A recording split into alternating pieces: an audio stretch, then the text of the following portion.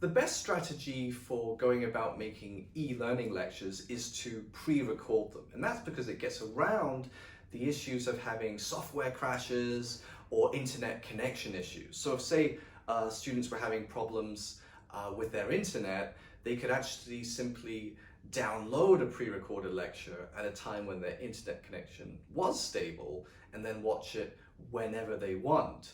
So that's another benefit of doing it pre-recorded, is that you give the students flexibility of when they look at the material. So you can do the pre-recordings using Panopto, using PowerPoint. In PowerPoint, you don't even need to show your face, but both those software, you can capture the movement of the pointer, which is very important. Another thing is that you can do what I'm doing now and simply record the video on a mobile phone. And actually in newer mobile phones, the camera is actually a really exceptional quality.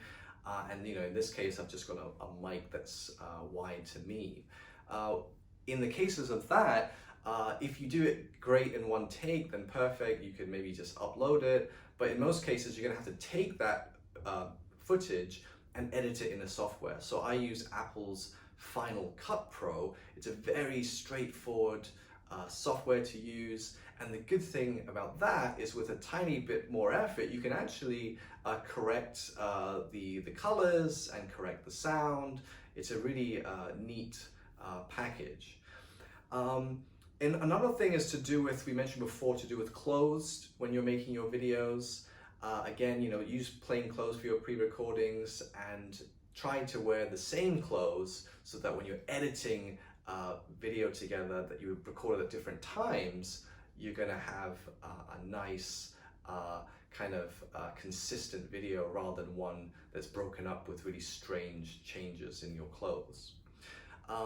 Microphones, just be very wary of the sound quality you're producing, because it might be okay for a few minutes, but when a student has to listen to lots of videos over 2 hours, it really becomes a problem if the sound isn't good. So, try out different mics. If necessary, buy a relatively cheap one at a consumer electronics shop.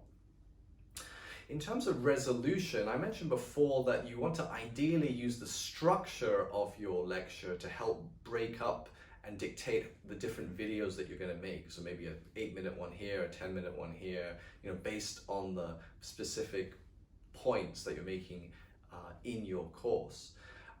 So to that end, you don't want something that's over 30 minutes long, because then it becomes really difficult to upload the video and also very difficult for students to download it. So, by having videos that are small, you also avoid any scenarios where if you have or your students have internet connection problems, you're not going to have difficulties accessing putting up and also accessing the course material. So for that reason, in terms of selecting your video resolution when you export your videos, try to use 720 screen resolution. And that's a good compromise between quality and file size, again, so that you can put your stuff up easily and students can access it easily. So the final thing is to do with archiving. So, because you've recorded it, have a copy with your department, have a copy with the faculty. And in doing so, we can have that material available to students for future course editions. Student feedback.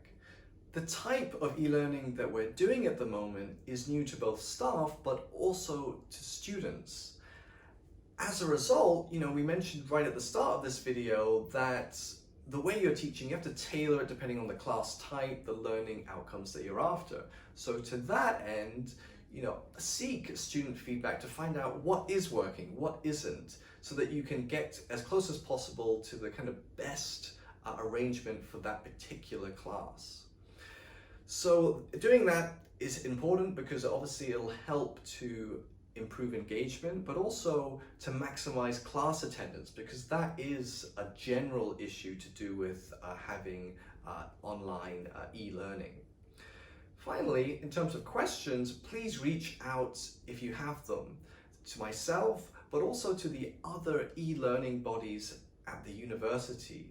So firstly, the Technology Enriched Learning Initiative, or TELI, they're one body that you can contact.